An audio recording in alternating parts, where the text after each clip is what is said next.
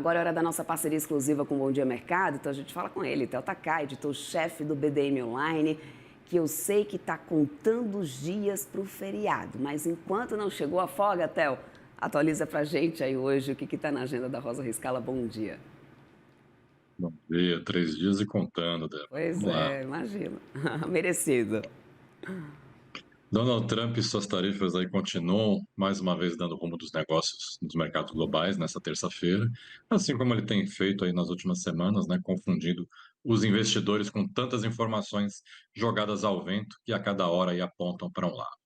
Já era noite ontem, quando Trump avisou que aquela isenção de taxa de 125% sobre alguns produtos vindos da China, como celulares, computadores e autopeças, que foi anunciada aí no final de semana, é na verdade temporária e que ele já está analisando taxas sobre semicondutores e sobre toda a cadeia de suprimento de eletrônicos. Durante o pregão de ontem, as ações de tecnologia e as montadoras evidentemente subiram, repercutindo o recuo nas tarifas para esses segmentos. A medida foi claramente um recuo, mas como Trump não seria Trump se ele admitisse que era um recuo, ele já avisou que estava apenas revendo seus planos para esses setores. O secretário de Comércio americano, Howard Lutnick, antecipou que um novo pacote de taxas aí sobre semicondutores deve sair ainda nesta semana. Trump também colocou outro tema na roda, afirmando que uma investigação avaliará os impactos dos produtos e ingredientes farmacêuticos, incluindo aí medicamentos, numa sinalização de que está abrindo uma nova frente na sua guerra comercial. A medida, se for confirmada, será aí um duro golpe sobre as ações das farmacêuticas, para citar algumas delas, a Merck e a Eli Lilly. Ao mesmo tempo, o presidente americano disse que está considerando isenções temporárias para as tarifas sobre veículos e peças importadas, para dar tempo para que as montadoras transfiram a sua produção do Canadá e do México para o solo americano.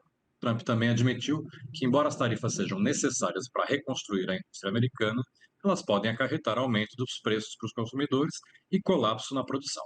Esse é o Donald Trump praticando o seu melhor estilo morde e assopra, Débora. Confundindo o mercado, mas não só o mercado, né, Théo? Porque parece que ele também está conseguindo provocar um racha dentro do Federal Reserve, né? Conta mais pra gente do que mudou, então, nesse tom do discurso de ontem. Pois é, né? Ontem o investidor se surpreendeu e gostou dos comentários do diretor do Fed, o Christopher Waller, que cogitou aí a possibilidade de um ciclo de corte de juros mais intenso e de antecipar esse relaxamento monetário caso o Trump se torne ainda mais agressivo do que já está sendo com sua guerra comercial. Ao contrário dos outros membros do Fed, o Waller considera que o risco de recessão supera o de uma inflação crescente. Na sua visão, os cortes nos juros seriam justificados, mesmo que as taxas sobre as importações causem uma alta repentina na inflação. Waller destacou que a nova política tarifária da Casa Branca é um dos maiores choques que já afetaram a economia dos Estados Unidos em muitas décadas. Também enfatizou que o ambiente para os negócios ainda está bastante incerto.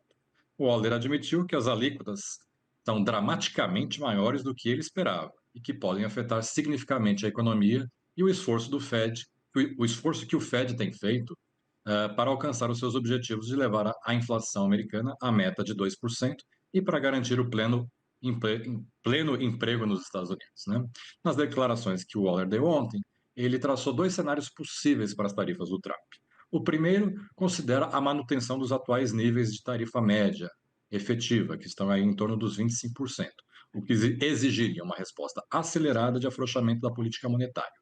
Nesse cenário mais agressivo, o Waller projeta um pico de inflação próxima a 5% ao ano, mas acredita em um efeito temporário, prevendo uma desaceleração significativa da economia no final deste ano e um ritmo que continuaria ainda lento no próximo ano.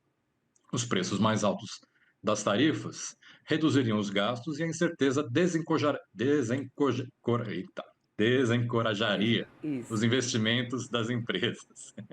Os efeitos das tarifas seriam temporários sobre a inflação, porém mais duradouros sobre o emprego e a produção, o que, na sua avaliação, justificaria aí uma redução dos juros mais cedo e com maior intensidade.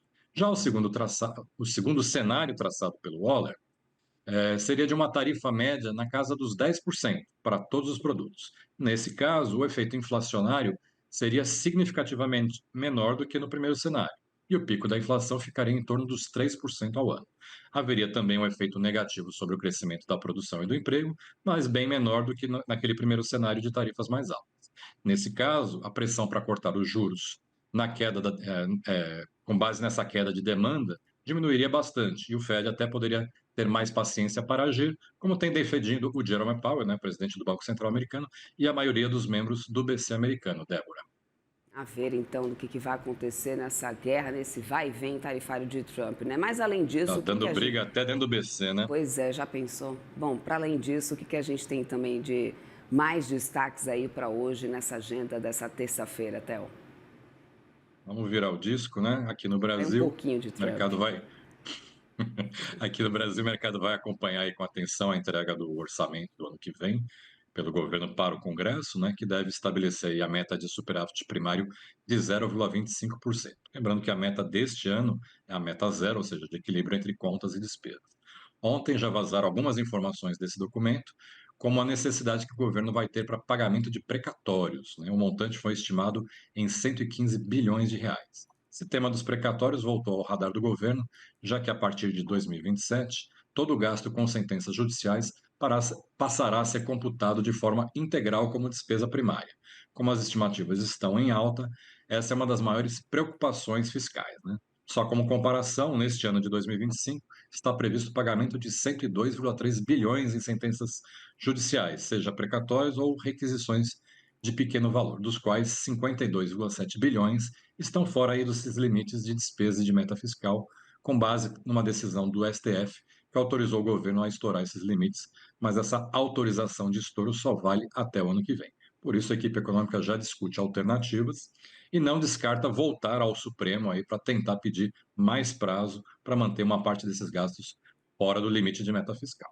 Além do orçamento, a agenda de indicadores hoje está fraca e concentrada basicamente lá no exterior. Agora há pouco saiu a inflação medida pelo IGP-10 da FGV, teve uma queda de 0,22% em abril, depois de uma alta de 0,04% em março.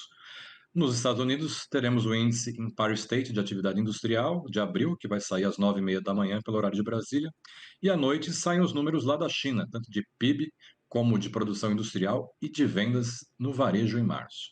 Já na Europa, saiu de manhã a produção industrial da zona do euro, que subiu 1,1% em fevereiro, depois de marcar 0,6% no mês anterior e veio bem acima do consenso aí do mercado, que esperava uma alta de apenas 0,3%, Débora. Perfeito, então vamos lá. Ficar de olho aí nessa agenda do dia também. Theo, muito obrigada pela parceria de sempre. Forte abraço para você. Um ótimo dia de trabalho por aí. Até amanhã.